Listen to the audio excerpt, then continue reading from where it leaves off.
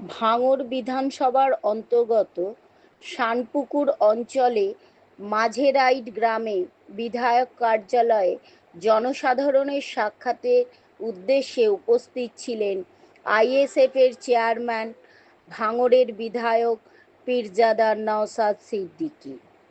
Report নিজস্ব সংবাদদাতা GM news Howrah. Hello hello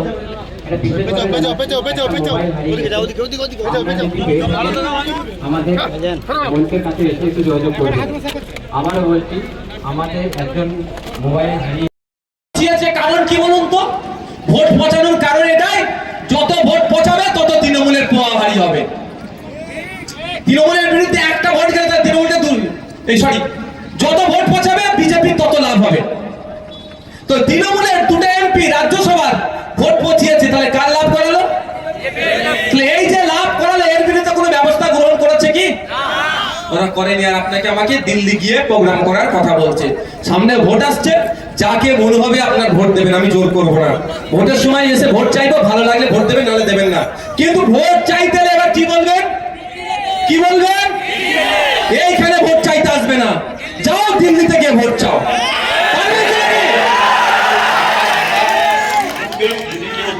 একদম ছেলে কথা হবে না বলে দিচ্ছি। আমি সমস্যায় পড়বো, এটা আমার মাটি। আমাকে তুমি বলছো দিল্লি গিয়ে প্রতিবাদ করতে, দিল্লিতে গিয়েছে বলবেন আমাদের ভাইজান সুপ্রিম কোর্টে, দিল্লির রাজপথে ভাইজান আগামী দিনে যাবে, কিন্তু তুমি বলার কে? একদম ছাড়বেন না। ভদ্র ভাষায় বলবে, বাবু চলে যাও। কি বলবে? চলে যাও, দিল্লি থেকে ভোট চাও। আমি বিপদে পড়বো, আমার কবরস্থানটা বাঁচা দেওয়ার আমি চেষ্টা করবো, আমার মাদ্রাসাটা, আমার মসজিদটা আর তুই কেড়ে নিচ্ছে, আর আমি প্রতিবাদ করলে আমি দিল্লিতে যেতে হবে? ভাই এখানে তোমাদের যাওয়ার ক্ষমতা আছে, দিল্লিতে সবার টিকিট কেটে আমি আগামী দিনে দিল্লি যাওয়ার ডাক দেবো। সবাই সম্ভব আছে কি ভাই? সম্ভব না। তাহলে আপনার এলাকায় কেন আমি এসেছি? এখান থেকে সবাই কলকাতা যাওয়া সম্ভব নয় বলে। আবার আমি ফিরে আসি। সুযোগ দিয়েছিল যে সঠিক তথ্যটা জমা করুন। এসএসসি পরিষদ রাজ্য সরকারের আন্ডারে থাকে, তিনজনকে ঘুষ যদি সঠিক তথ্যটা দিয়ে দিত যে এইগুলো অবৈধ পন্থা অবলম্বন করে চাকরি পেয়েছে।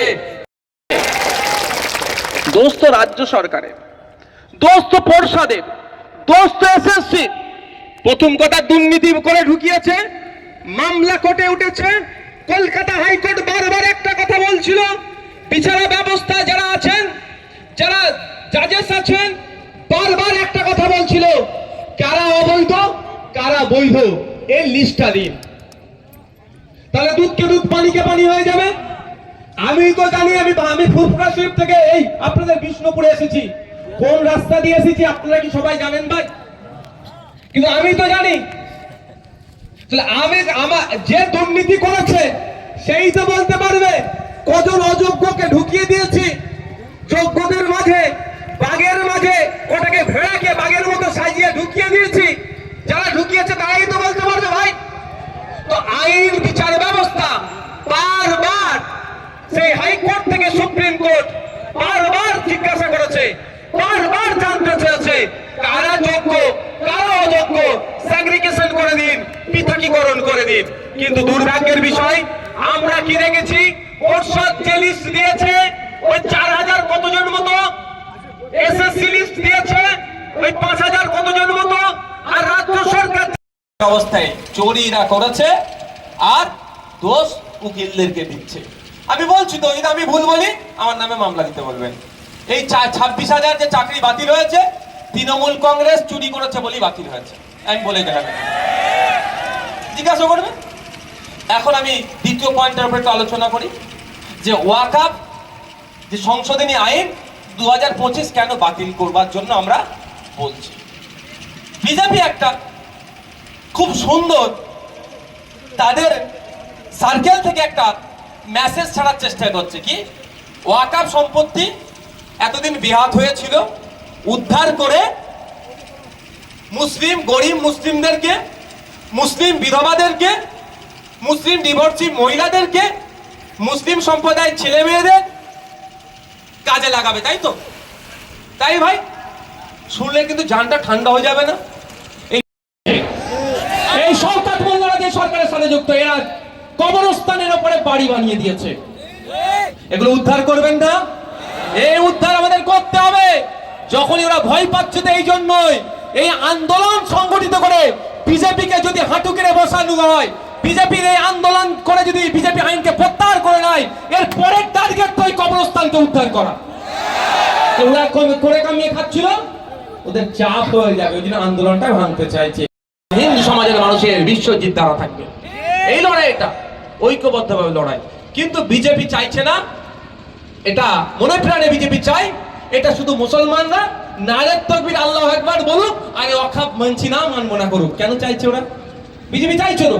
যখন এই নারে তাকবীর আল্লাহু আকবার ধর্মীয় স্লোগান দিয়ে আপনি লড়াই করবেন, দিকে চলে যাচ্ছে। কেউ কোনো ধর্মীয় বিষয়ে কেন সেইভাবে পাবেন না, আসবে সেইভাবে স্বতঃস্ফূর্তভাবে পাবেন না। লাভকার আপনাদের সামনে তুলে ধরবেন।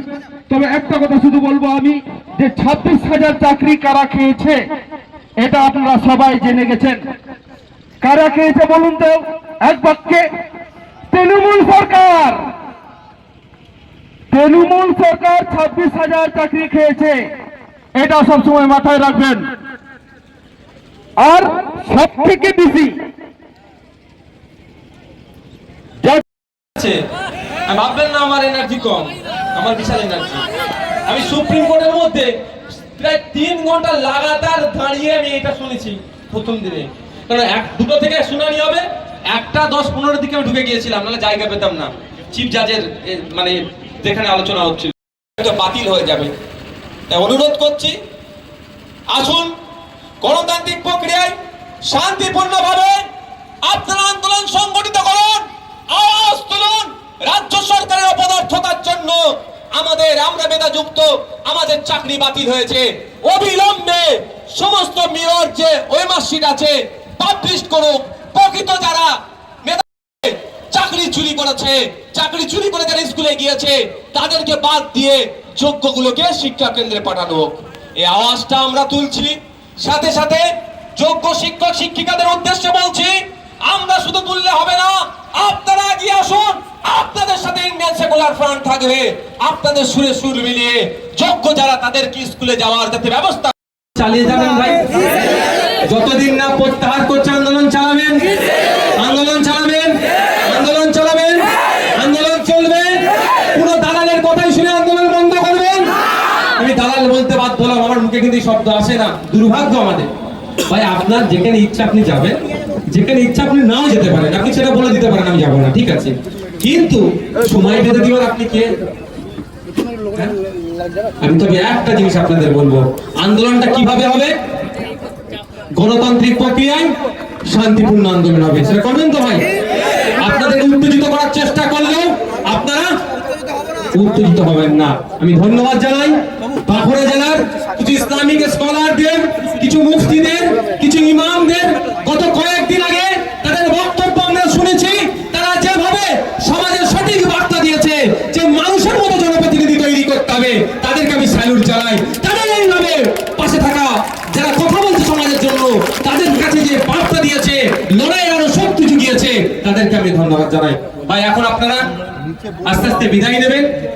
ধর্ষণ করেছিল, গুজরাট থেকে তাদেরকে জামিন করিয়ে নিয়ে তাদেরকে মালা পরিয়ে বাড়িতে নিয়ে এসেছিল। আবার এরাই মুসলিম মহিলাদেরকে নাকি ভালো করবে। কদিন আগে আমরা দেখলাম না উত্তরপ্রদেশে, মধ্যপ্রদেশে, ছত্তিশগড়ে কিভাবে মুসলিম সম্প্রদায়ের উপরে আঘাত এনেছিল। মুসলিম মহিলারা বোরকা পরে যাচ্ছিল, তাদেরকে সেখান থেকে তারা হিচড়া করছে। আবার এরা নাকি সারা ভারতবর্ষের মুসলিম মহিলাদেরকে এম্পাওয়ার করবে। বিশ্বাস হয়? কেমন এম্পাওয়ার করবে কয়েকটা তথ্য আমি আপনাদের দেব। সত্যিকারের কি এরা ভালো চাইছে কি চাইছে না তাহলে আপনারা বলুন। কারণ আমি বক্তব্য দিলে বলবেন ভাইজান আইএসএফ এর নেতা ও তৃণমূল বিজেপির বিরুদ্ধে ওই জন্য তথ্যভিত্তিক ভুল বোঝাচ্ছে। আর আগে একটা কথা বলি, ভাই এই লড়াইটা কার বিরুদ্ধে হচ্ছে? কেন্দ্রের নিয়ে আসা একটা আইনের বিরুদ্ধে, বিজেপির বিরুদ্ধে। এই লড়াইটা কি কোনো হিন্দুর বিরুদ্ধে? এই এক কথা বলুন, এই কোনো খ্রিস্টানের বিরুদ্ধে, দেশের বিরুদ্ধে, সংবিধানের বিরুদ্ধে না। তার একটা জ্বলন্ত উদাহরণ আপনারা নেবেন। এই লড়াইটা হিন্দু মুসলমানের লড়াই নয়। এই সাউন্ড বক্সে কি লেখা আছে? মা ছিন্ন মস্তক নাকি তাহলে এটা কোন ধর্মের ভাই মালিকটা? এই বলুন। তাহলে হিন্দু আমাকে মাইক ভাড়া দিচ্ছে, তার মাইক নিয়ে আমি হিন্দুর বিরুদ্ধে লড়াই করবো? এটা হতে পারে? এটা বুঝতে হবে। আমাদের মধ্যে এটা চাইছে বিজেপি আর তৃণমূল, যে লড়াইটা যেন ধর্মীয় লড়াই, কোন জায়গায় আলাদা আলাদা করে, কোন জায়গায় একসাথে, কিন্তু অধিকার সুনিশ্চিত করেছে। কেমন সুনিশ্চিত করেছে? মুসলিম সম্প্রদায়রা আল্লাহর জন্য বা তাদের বংশের জন্য কোন সম্পত্তি উৎসর্গ করতে গেলে সেটা দেখভাল কারা করবে? সেই বোর্ডটার নাম হচ্ছে ওয়াকাফ বোর্ড। হিন্দু ধর্মের সম্পত্তি ধর্মীয় ক্ষেত্রে মন্দিরে দেওয়ার জন্য বা দেবদেবীর নামে যে সম্পত্তিটা দেবে তাকে আমরা কি বলি? দেবত্ব সম্পত্তি বলি। এবার প্রশ্ন হচ্ছে, তাহলে মুসলিমদের ওয়াকাফ বোর্ড আছে, হিন্দু ভাইদের আছে কিনা নাই? আপনাদের এখানে বিখ্যাত মন্দিরের নাম কি? বাঁকুড়া জেলায় তো মন্দির প্রচুর আছে, বিখ্যাত বিখ্যাত মন্দির আছে, জয়রামবাটিতে আছে, আর বিভিন্ন জায়গাতে আছে। আসার সময় তো দেখছিলাম অনেক মন্দির আছে। প্রত্যেকটা মন্দিরে দেখবেন সম্পত্তি আছে। সেই সম্পত্তিগুলো কোথায় থাকে? এই রিলিজিয়াস এন্ডোমেন্ট গুলো কিভাবে হয়? আইন অনুযায়ী হয়। ঠিক যেভাবে মন্দিরের সম্পত্তি আইন অনুযায়ী রক্ষণাবেক্ষণ হয়, তাকে আমরা সহজে দেবত্ব সম্পত্তি বলি, হিন্দু রিলিজিয়াস এন্ডোমেন্ট বলি। আর মুসলিমদের মাজার, মসজিদ, ঈদগাহ সম্পত্তিগুলো রক্ষণাবেক্ষণের জন্য ওয়াকাফ বোর্ড আছে, আমরা তাকে মুসলিম রিলিজিয়াস এন্ডোমেন্ট বলি, শুধু নামের তফাৎ। হিন্দু ভাইদের জন্য আইন আছে তাদের ধর্মীয় সম্পত্তিকে রক্ষার জন্য, মুসলিম ভাইদের জন্য আইন আছে। আমার হাতে একটা কাগজ আছে, কাগজটা হচ্ছে দা উত্তরপ্রদেশ শ্রী কাশী বৈশ্বনাথ টেম্পল অ্যাক্ট 1893 সালে তৈরি। কাশী বৈশ্বনাথ মন্দির আছে না উত্তরপ্রদেশে, ওই মন্দিরের রক্ষণাবেক্ষণ কিভাবে হবে, ওই সম্পত্তি কে দেখভাল করবে, তার জন্য একটা উত্তরপ্রদেশ সরকারের একটা গেজেট পেশ করেছিল অক্টোবর 13, 1883 সালে। ঠিক আছে, সেখানে বলা হচ্ছে যে এই মন্দিরের যারা রক্ষণাবেক্ষণ করবেন, এই অ্যাক্টটা, এই কমিটিতে যারা আসবেন, তারা সবাইকেই হিন্দু ধর্মের হতে হবে। এটা আইন। কোথা থেকে আইনটা এসেছে? দা রিলিজিয়াস এন্ডোমেন্ট অ্যাক্ট 1863 সালে তৈরি। সেই রিলিজিয়াস এন্ডোমেন্ট অ্যাক্ট বলছে 1863-তে বলছে যে, আপনার এক মিনিট, রিলিজিয়াস এন্ডোমেন্ট অ্যাক্ট 1863-তে বলছে যে আপনার member should be from same religion and not different. যে মেম্বার হবে সেই ধর্মেরই হতে হবে, অন্য ধর্মের হবে না। এটা কে বলছে? 1863 সালে আমাদের যে আইন ছিল, এখনো আছে, দা রিলিজিয়াস এন্ডোমেন্ট অ্যাক্ট। সেই রিলিজিয়াস এন্ডোমেন্ট অ্যাক্ট অনুযায়ী কাশী বৈশ্বনাথ মন্দির টেম্পল অ্যাক্টে অহিন্দু কেউ থাকতে পারবে না, এটা বৈধ। এই দা রিলিজিয়াস এন্ডোমেন্ট অ্যাক্ট অনুযায়ী ওয়াকাফ বোর্ডেও কোনো অমুসলিম থাকতে পারবে না। যেমন করে আন্ধ্রপ্রদেশে, যেমন করে তামিলনাড়ুতে, যেমন করে আপনার কর্ণাটকে, বিভিন্ন স্টেটে, ইভেন আমাদের পাশের রাজ্য বিখ্যাত মন্দির উড়িষ্যা, নকল করে মমতা ব্যানার্জি করছে।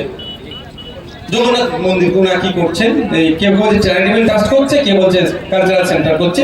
তো জগন্নাথ মন্দিরের এই নকলের আমি ভাই বিরোধিতা। আমি একটি কথা বলবো, কালকে মক্কা শরীফের নকল করতে পারে এরা, বিশ্বাস নেই এদেরকে মুসলিম মন পাওয়ার জন্য। আমি এর বিরোধিতার জন্য। মন্দির 100 করবে কি 1000 করবে, সরকারের দায়িত্ব নেই, মানুষ কত ইচ্ছা করবে। কিন্তু ওর নকল এখানে হচ্ছে, এখানে গিয়ে নকলে দিতে হবে। এখানে তো আপনার মক্কা শরীফের কাবা ঘর বানিয়ে কাবা শরীফ বানাতে পারে এখানে এরা, মমতা ব্যানার্জি। বিশ্বাস আছে? এটা মাথায় রাখবেন, বিশ্বাস নেই এদেরকে। তো ওই আপনার জগন্নাথ মন্দিরের যে ট্রাস্ট আছে, সরকারি যা ভাবে যেটা করেছে, আইন আছে, ওখানে অহিন্দু থাকতে পারবে না। শুধু অহিন্দু থাকতে পারবে না নয়, আমি আপনাদের দায়িত্ব নিয়ে বলছি। এটা বলা আছে আপনার ওই ওদের সেকশনে অনেক কিছু বলা আছে, মানে উত্তরপ্রদেশ কাশী বৈশ্বনাথ টেম্পল অ্যাক্টে একটা সেকশনের মধ্যে বলা আছে, সেকশন 3 দেখে নিতে পারবেন কেউ, যে অহিন্দু তো থাকতে পারবে না, হিন্দু হিসাবেই থাকতে হবে। কাজ করতে করতে যদি সে তার ধর্ম চেঞ্জ করে দেয়, তাহলে সেই কথা সে থাকতে পারবে না। এর বিরোধিতা আপনি আমি করবো কি? করা উচিত না। কারণ করা উচিত নয়, এখানে এই দা রিলিজিয়াস এন্ডোমেন্ট অ্যাক্ট নয় তো বিজেপির বিরুদ্ধে, তাহলে আজকে মিটিং এ আসলে মেরে পা ভেঙে দেবো, মিথ্যা কেস দেবো, ওখানে মিটিং এর পারমিশন পাচ্ছে না, তোরা যেতে পারবি না। এটা বলার কারণ কি ভাই? আজকে এসে কি বলছে তুমি আইএসএফ কে ভোট দাও? এটা তো বলিনি। তাহলে এখানে তো আপনাদের কবরস্থান, আপনাদের মাদ্রাসা, আপনাদের মসজিদগুলোকে অবৈধভাবে দখল করে নেওয়ার অপচেষ্টা চলছে, সেটাকে আটকানো লড়াই তো ভাই।